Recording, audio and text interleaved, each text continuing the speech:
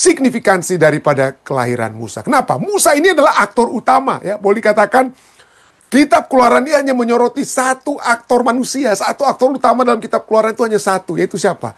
Musa, ya. Dan kehidupannya itu dapat kita lihat dibagi dengan rapi, ya, dengan rapi, ya. Segala sesuatu itu telah dirancang oleh Tuhan supaya dia akan menjadi penebus, dengan kata lain, ya, menjadi penebus yang menarik keluar bangsa Israel dari Mesir, ya. Dibagi rapi kehidupannya, kita pernah pelajarin, ya.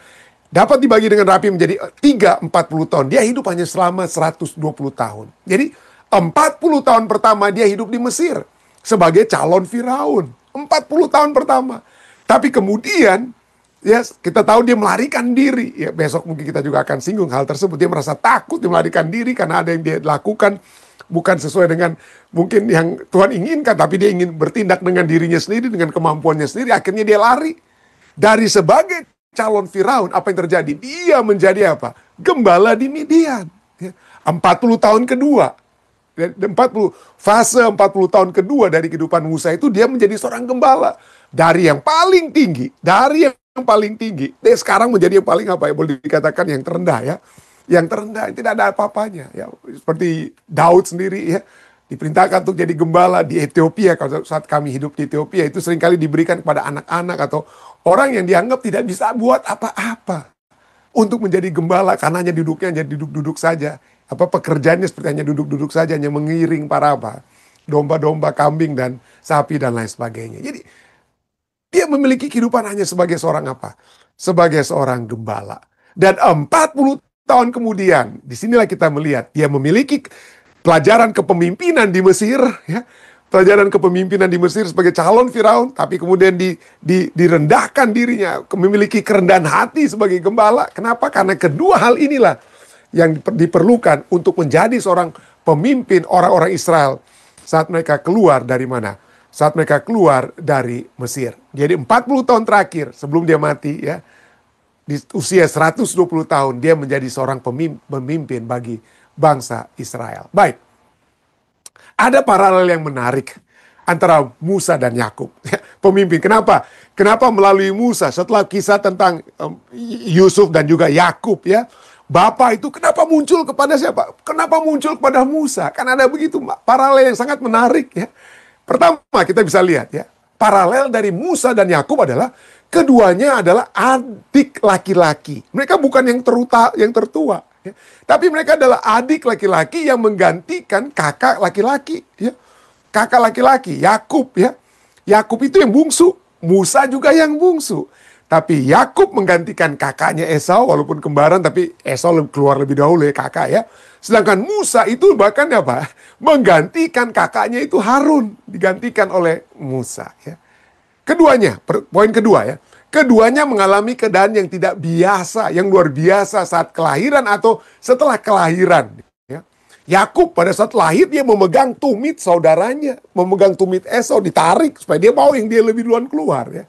Makanya nama Yakub adalah Ekef, artinya Ekef adalah tumit, ya. Nah, Musa pada dia usia 3 bulan, dia disimpan dan kemudian diangkat dari keranjang yang dilempar atau dibuang di sungai Nil. Jadi ada keadaan yang tidak biasa saat kelahiran atau setelah kelahiran mereka. Keduanya itu ada saat-saat terjadi dalam kehidupan mereka itu menyinggung saudara mereka. Yakub dia mengeksploitasi kakaknya si Esau, ya, dieksploitasi sampai kakaknya marah, ya.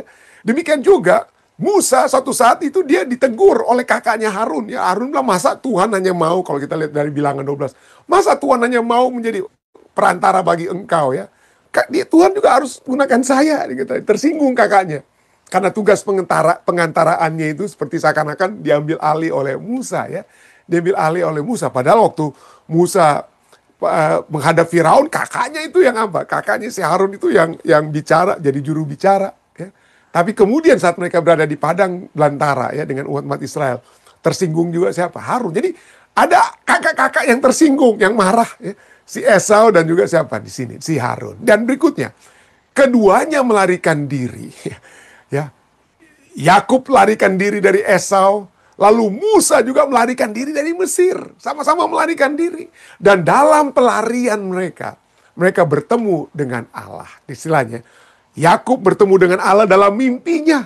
Dalam mimpi Yakub bertemu dengan Allah dan janji Allah diberikan di dalam mimpi Yakub, kembali kepada Yakub diberikan dalam mimpinya. Nah, Musa bertemu dengan Allah di semak belukar yang menyala-nyala api tapi tidak terbakar ya. Semak yang terbakar tapi tidak hangus dengan kata lainnya. Tidak hangus. Jadi kita lihat di sini ada paralel antara Musa dan Yakub di sini ya, yang menjadi apa? Yang menjadi penghubung ya. Musa itu yang menjadi penyambung, boleh dikatakan, dari para bapa Abraham, Ishak dan Yakub, dianggap sebagai apa? Para bapa. Dan itu dihubungkan melalui siapa? Dihubungkan melalui Musa, yang kita bisa lihat ini ada paralelnya dengan Yakub ya. Berikutnya, kita bisa melihat Musa di kitab Keluaran, kembali kita lihat ya. Keluaran 1 itu mengungkapkan penggenapan janji Allah kepada Abraham bahwa keturunannya akan berbuah dan berlipat ganda, dan itu terjadi dalam Keluaran 1 ayat 7 yang menyebabkan orang-orang Mesir tidak senang. Mereka tidak senang, orang Mesir tidak senang dengan minoritas yang terus berkembang ini.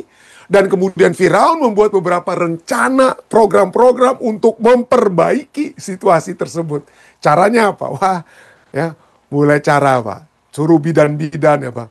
Bidan-bidan. Oh, pertama sebelum bidan-bidan, dibuat mereka kerja paksa, dibuat mereka kerja keras ya, kerja keras, kerja paksa. Lalu kemudian, wah, tetap kuat. Lupa gantinya biasanya kalau kerja paksa, mudah-mudahan itu tidak punya waktu lagi untuk apa ya? Untuk memperbanyak keturunan karena kecapean dan lain sebagainya. Tapi justru mereka bertambah. Sehingga apa yang dilakukan oleh Firaun? Wah, bidan-bidan yang kita sudah pelajari tadi malam ya. Para bidan untuk orang-orang Ibrani ini disuruh kasih mati ini bayi laki-laki. Tapi mereka lebih takut akan Allah daripada menuruti perintah Firaun. Akibatnya terus bertambah. Dan kemudian yang ketiga, Firaun suruh mereka lempar. Buang semua laki-laki. Harus dibuang di sungai Nil. Harus mati di sungai Nil. Tapi itulah ya, mereka tidak berhasil ya. Tidak berhasil ya. Tujuan yang dibuat oleh Firaun adalah untuk melemahkan semangat mereka, menekankan pertama-tama pada saat mereka disuruh kerja paksa, menekankan mereka itu hanya budak, kamu itu tidak ada apa-apanya ya. Melemahkan moral mereka, melemahkan moral atau moral mereka ya, semangat mereka. Dan berikutnya, perintah tersebut adalah untuk mengurangi sebanyak mungkin kemungkinan pemberontakan orang Yahudi. Namun, orang Mesir hanya menemukan bahwa hukuman fisik ya, justru memunculkan yang terbaik dari minoritas agama ini. Hukuman fisik itu tidak apa? Tidak menghancurkan mereka. Kalau kita tidak belajar dari sejarah ya, ada usaha-usaha zaman sekarang ini untuk apa ya? Kita melihat menekan kelompok-kelompok minoritas ya, tapi itu tidak akan pernah berhasil ya. Jadi memunculkan yang terbaik dari kelompok minoritas agama ini, hasilnya adalah ketahanan, lebih mereka memiliki ketahanan dan bukan menyerah, bukan penyerahan diri. Inilah kita bisa lihat ya. Dan dari sinilah Musa lahir ya. Kalau kita lihat, ini kenapa saya bawakan ini cukup menarik untuk kita lihat. Kenapa? Karena di Keluaran 1 secara khusus menyatakan pertentangan antara apa? Pertama, seorang raja Firaun, raja manusia, raja dunia, yang ingin melenyapkan umat Allah secara keseluruhan. Namun pertentangan ini tidak berhasil. Kenapa? Karena dia sedang melawan raja di atas segala raja, Allah yang menyelamatkan umatnya. Itu Keluaran pasal 1. Fokus kepada umat Allah yang diselamatkan oleh Allah. Umat Allah yang walaupun ditekan, tapi diselamatkan. Tapi coba kita lihat Keluaran pasal 2. Secara khusus menyatakan penyelamatan bukan kepada satu bangsa, kepada satu umat. Tapi penyelamatan Allah terhadap salah satu umatnya, yaitu Musa. Ya. Salah satu umatnya, yaitu Musa. Jadi dengan kata lain, baik kelompok, yaitu orang Israel secara kolektif. Orang Israel secara kolektif, Keluaran 1. Maupun individu Musa, ya, Keluaran pasal 2. Itu berada di tangan Allah. Ya, berada di tangan Allah. Jadi jangan kita hanya bisa berpikir, waduh Allah hanya akan apa? Hanya berfokus hanya kepada individu. Seringkali itu yang kita lihat ya. Jadi kita sering lihat, aduh jangan lihatlah kelompok, jangan lihat ini atau apa. Tapi lihatlah individu-individu. Tapi jangan lupa Bahwa Allah juga memiliki mata terhadap apa? Kelompok, ya. Terhadap kelompok. Jadi jangan hanya kita berbalik, aduh biarlah gereja kita ini kacau apa masalah, yang penting individunya kuat. Tidak. Kekuatan gereja, kekuatan organisasi atau apa itu adalah juga merupakan bagian daripada apa yang Allah dapat lakukan, ya. Dapat Allah lakukan. Jadi jangan hanya kita berpikir, aduh saya yang penting selamat sendiri aja lah. Ya udah. Ya. Tidak peduli dengan apa organisasi. Tidak. Allah juga memiliki apa? Organisasinya, memiliki kelompoknya, ya istilahnya umatnya, ya secara kolektif yang dia juga ingin selamatkan. Selain dia ingin menyelamatkan apa? Individu yang ada dalam kelompok tersebut. Jadi ini mungkin Anda dapat kembangkan pemahaman ini. Jadi ingat, Keluaran 1, Allah menyelamatkan umat-umatnya secara kelompok. Keluaran 2, Allah menyelamatkan salah satu umatnya, yaitu Musa. Dan berarti kelompok maupun individu itu ada dalam apa? Pandangan Tuhan. Dalam rancangan keselamatan Tuhan. Nah, berikutnya, baik poin menarik lainnya dapat kita lihat dari Musa ya, di kitab Ulangan ya. Hal yang penting terjadi sehubungan dengan nama Musa. Keluaran 2 ayat 1-10 tadi kita sudah pelajari ya. Kalau seringkali dari sudut pandang orang Mesir, Moshe itu anak dari ya Mose, Atmose, anak dari At, dan lain sebagainya. Ahmose, anak dari Ak. Itu dari sudut pandang orang Mesir. Orang Mesir hanya melihat itu hanya dari segi keturunan. Dari segi keturunan. Makanya Musa, tapi disinilah indahnya Tuhan kita ya. Walaupun itu digunakan oleh manusia, dengan sudut pandang manusia, tetapi kalau digunakan oleh Tuhan, ada pemahaman yang lebih dalam, saudara. Ada pengertian yang lebih dalam. Apa itu? Dari sudut orang Mesir, Musa itu, Mose itu, anak dari itu. Tapi dari sudut pandang Tuhan, ada signifikansi teologisnya. Apa ini? Keluaran 2 ayat 10 menghubungkan Musa dengan kata kerja Ibrani Masya. Masya artinya apa? Menarik keluar. Menarik keluar. Dan Musa juga itu dihubungkan atau berasal dari bahasa Ibrani juga Moshe. Ya. Moshe artinya apa? Bukan kata kerja, tapi kata apa di sini ya? Kata nounnya ya. Itu apa? Moshe artinya orang yang menarik keluar. Atau seseorang yang menarik keluar. Seseorang yang menarik keluar. Jadi tanpa disadari oleh putri Firaun, dia memberikan nama, tetapi Allah bekerja di balik layar. Nama yang diberikan oleh putri Firaun pikir hanya untuk sebagai nama orang Mesir, tetapi Allah di balik layar menggunakan itu menjadi satu nama yang sangat signifikan. Bukan hanya Musa anak dari, tapi dia juga apa? Yang menarik keluar, seseorang yang menarik keluar. Ya. Allah yang bekerja begitu indah ya. Manusia cuma berpikir dari satu sudut, Allah berpikir dari banyak sudut, saudara ya. Allah berpikir dari banyak sudut yang tidak dibayangkan oleh manusia. Jadi nama Musa di sini kita lihat adalah misinya. Ia harus menarik keluar umatnya dari Mesir dan memimpin mereka ke tanah perjanjian, ke tanah Kanaan. Jadi di sini kita lihat ya. Bagaimana peran daripada putri Firaun yang memberikan nama, tapi tanpa dia sadari, dia memberikan nama yang sesuai dengan misi yang Allah sudah rancangkan kepada Musa. Nah, berikutnya kita akan lihat ya, beberapa menit terakhir ini. Kita juga harus melihat juga peranan daripada orang tua Musa. Ya, peranan orang tua Musa ini sangat sangat penting dengan apa? Dengan keberadaan Musa ini. Keluaran 1 ayat 22 katakan apa?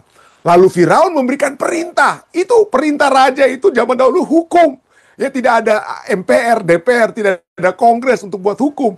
Hukum itu dibuat oleh raja.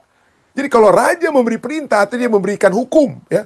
Lalu Firaun memberi perintah kepada seluruh rakyatnya. Lemparkanlah segala anak laki-laki yang lahir bagi orang Ibrani ke dalam sungai Nil. Yang perempuan silakan, ya nggak apa-apa hidup. Ya. Tapi laki-laki buang ke dalam sungai Nil. Seluruh rakyatnya termasuk orang Ibrani. Jadi orang Ibrani juga dengar, tahu hukum raja ini. Ya. Dan ada dua ancaman dari perintah raja ini. Yang pertama adalah ancaman eksplisit yang langsung, secara langsung. Artinya apa? Bayi laki-laki Yahudi harus dibunuh. Lemparkan ke dalam sungai Nil artinya untuk apa? Ya untuk mati. Bukan untuk berenang, saudara ya. Untuk mati ya. Jadi bayi laki-laki Yahudi itu harus dibunuh. Yang kedua, secara implisit raja katakan apa? Secara tidak langsung, jika perintah tidak ditaati, tidak dituruti, maka Anda melanggar perintah raja, dan seseorang yang melanggar perintah raja itu juga harus mati. Jadi harus mati yang melanggar perintah raja. Jadi disinilah orang tua daripada Musa menghadapi apa? Seperti dilema ya. Hanya ada dua pilihan orang tua Musa, yaitu membunuh anak laki-laki mereka ini, si Musa, dan menyelamatkan diri mereka sendiri. Menyelamatkan diri mereka sendiri. Itu poin pertama, itu pilihan pertama. Tidak ada pilihan kedua apa? Mencoba menyelamatkan anak, tapi kalau mereka mencoba menyelamatkan anak mereka, itu mempertaruhkan nyawa mereka sendiri. Kalau mereka coba untuk selamatkan anak mereka, anak kalau ketahuan, anak mati, mereka juga mati, saudara. Jadi yang paling gampang itu pilihan yang pertama. Pertama itu yang paling gampang. Bunuh anak mereka, mereka tidak mati. Tapi mencoba untuk menyelamatkan anak mereka, anak itu kalau ketahuan bisa langsung mati, dan mereka juga apa? Akan juga mati. Dan tidak ada jalan tengah. Nah, mana yang gampang? Yang gampang tentu saja pilihan pertama. Itu yang paling gampang untuk seorang tua, untuk orang tua. Ya minimal anak aja yang mati, kita nggak mati. Daripada dua-dua kita berdua mati, ya mendingan satu aja. Tapi tidak demikian dengan orang tua daripada Musa. Tidak takut mereka ya.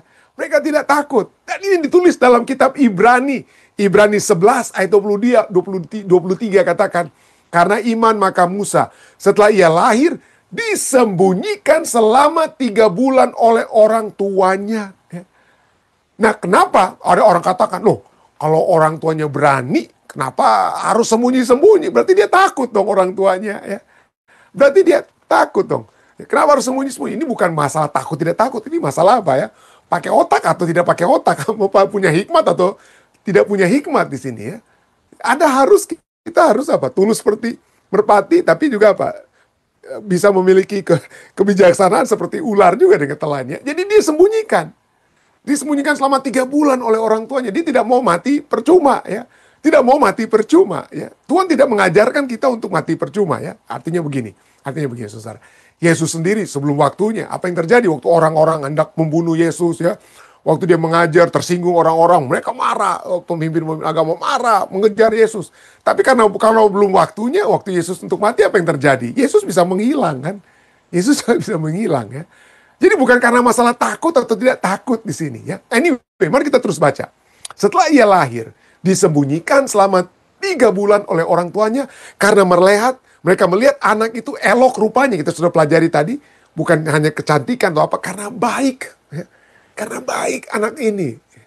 Ada tugas yang mereka bisa lihat. Ada sesuatu yang berbeda dengan anak ini. Ada sesuatu yang berbeda dengan anak. Ada yang istimewa dengan anak ini. Ya. Jadi mereka melihat anak itu baik rupanya ya. Baik keadaannya. Dan mereka tidak takut akan perintah raja. Jadi mereka tidak, pada saat mereka sembunyikan bukan karena mereka ketakutan. Ya. Kenapa? Di sini katakan mereka tidak takut akan perintah raja. Berani mereka untuk mati. Tapi bukan mati bodoh-bodoh. Ya. Bukan mati bodoh-bodoh. Mereka juga ada kebijaksanaan. Sembunyikan juga. Ya ada kebijaksanaan juga ya. Kebijaksanaan mereka walaupun mereka bukan tidak dikatakan sebagai orang yang takut. Ayat ini katakan mereka tidak takut akan perintah raja. Apa yang menyebabkan mereka berani? Apa yang menyebabkan orang tua ini berani? Memiliki keberanian? Jawabannya karena iman. Ya. Karena iman. Ibrani 11 ayat 23 katakan. Iman adalah dasar dari segala sesuatu yang kita harapkan. Dan bukti dari segala sesuatu yang kita tidak lihat. Yang tidak kita lihat. Jadi keberanian. Ya, keberanian orang tua ini. Dan keberanian yang kita semua harus miliki. Itu karena kita percaya kepada Tuhan kita. Ya. Kita percaya walaupun mungkin saya harus mati sekalipun. Ya, saya harus menderita sekalipun. Walaupun saya akan rugi sekalipun. Saya harus rugi sekalipun. Tapi saya memiliki satu pengharapan. Ya. Kalau kita sudah memiliki janji-janji Tuhan. Ya, yang kita dapat pegang. Kita percaya kepada janji tersebut. Maka kita tidak takut rugi. Kita tidak takut mati. Ya. Kita tidak takut akan perintah Raja Firaun. Seperti dituliskan dalam Ibrani 11 ayat 23. Iman Iman kepada janji-janji Allah membebaskan kita dari rasa takut akan kematian, tidak takut mati. Dan membuat kita berani. Ya, membuat kita apa? Berani. Pelajaran kita waktu lalu berbicara tentang apa yang akan terjadi menjelang kedatangan Yesus yang kedua kali. Masalah sosial, masalah ekonomi, masalah dalam keluarga, masalah politik, dan lain sebagainya. Tapi kalau kita percaya dengan janji-janji Allah, kalau kita selalu dikuatkan dengan firman Tuhan yang menumbuhkan iman kita, maka kita tidak perlu takut. Kita tidak perlu takut, saudara. Ya. Seperti orang tua daripada Musa yang tidak takut. Kenapa? Tidak takut perintahannya karena mereka memiliki iman. Karena iman, maka Musa setelah ia lahir disembunyikan. Imannya siapa? Imannya Musa? Bukan. Ini bicara tentang karena iman orang tua Musa. Maka setelah ia lahir, ia disembunyikan selama 3 bulan oleh orang tuanya. Karena mereka yang beriman ini melihat bahwa anak itu elok, baik. Ya. Tujuan kehidupan anak ini akan baik. Dan oleh sebab itu mereka tidak takut akan perintah raja. Saya berdoa, saudara, kiranya kita semakin dikuatkan iman kita, ditambahkan iman kita, sehingga kita tidak perlu takut apapun. Ya, kita tidak perlu takut menghadapi ancaman kematian sekalipun. Kita tidak perlu takut. Saya bawa ini dalam nama Yesus. Amin.